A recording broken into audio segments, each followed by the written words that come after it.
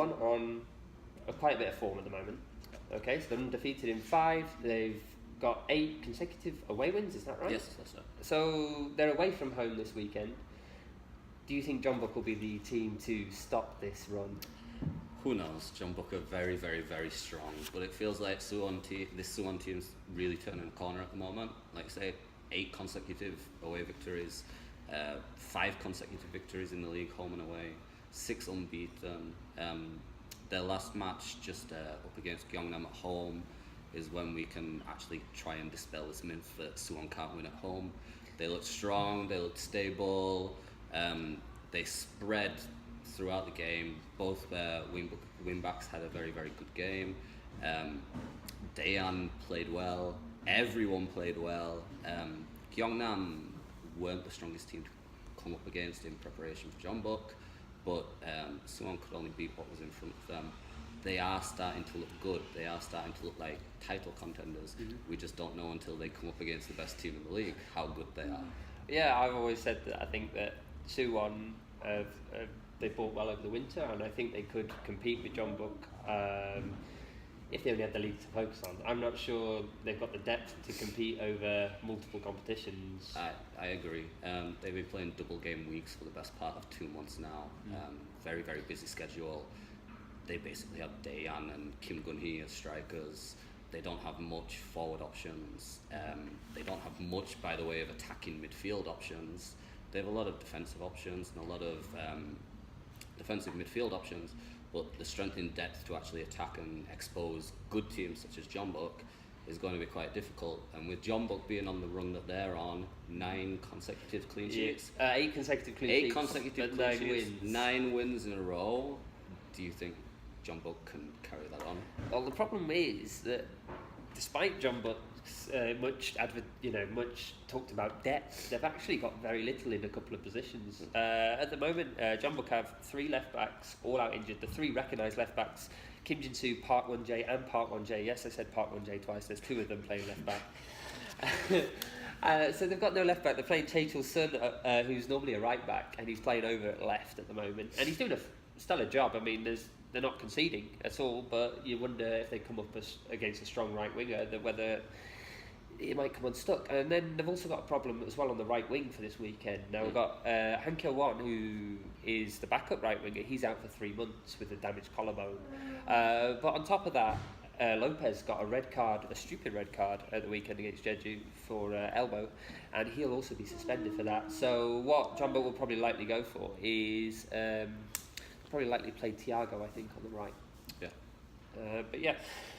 So we were also talking before we came here tonight to meet up and just chat about this. We're talking about the fixture as a whole. Now there's a few big fixtures in this league. Suwon's is obviously the super match, but how does Jeonbuk Suwon rank as a Suwon fan, that kind of fixture? Well, I think tradition dictates that the super match will always be the most looked forward to game in K-League. But I don't think it's that super anymore. We should drop the super from it. It's a rivalry. It's not a super match. It's become so dull and predictable over the years now that it's not as interesting as it once was. And the Suwon Jeonbuk, as a Suwon supporter, is the main game that people look to these days for entertainment and for passion. Especially with the bribery scandal that happened, it's taken on a new meaning. It's an entertaining game, as we found last year. Yeah, Lots of on controversy on multiple occasions. Controversy, action. It's probably, in my opinion, the best quality of football that we see in K-League between Jeonbuk and Suwon, those games. I'd agree, because I always say that I like the Jeonbuk Seoul match. But as a fan, you're not really supposed to like these kind of games. You're supposed to feel that degree of anxiety, and I don't get anxious as a fan when I watch Jeonbuk Seoul. Sure, I think Jeonbuk Seoul again is, in the Jeonbuk's eyes, it's the biggest match going. But Jeonbuk Suwon, it's the match I don't look forward to. I hate watching it at home and away. It just always feels like there's a lot riding on it.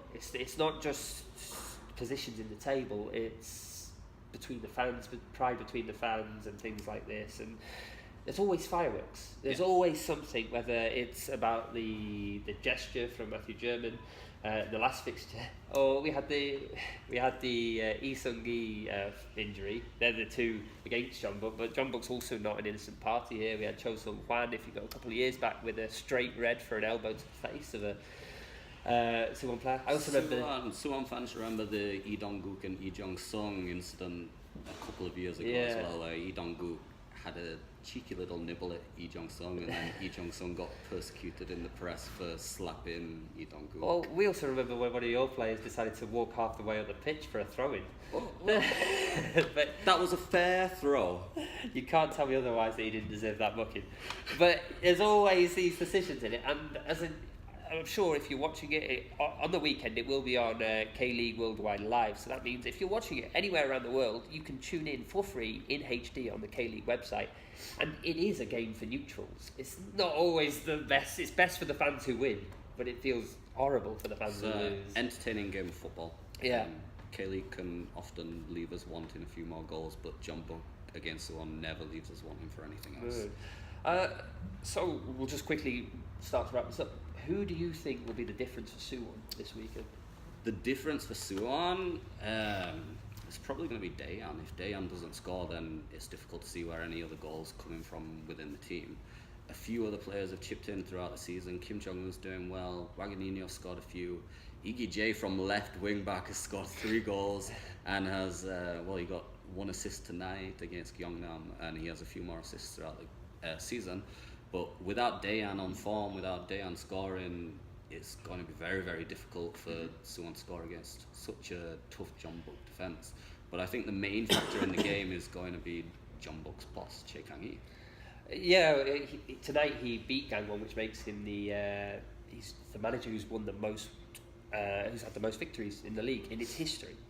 And despite a lot of negativity towards him because of his spell with the national team, that's not helped him. But there's this stereotype Jeonbuk just play long balls, which isn't that true. I think Chae Kang-hee plays a very adaptable type of football. He chooses what's most pragmatic to beat a team, which I think a lot of K-League clubs don't. I mean, we've seen with Gyeongnam tonight, that they just play 4-4-2 every week, and Suwon's a little bit guilty of playing the same formation every week as well.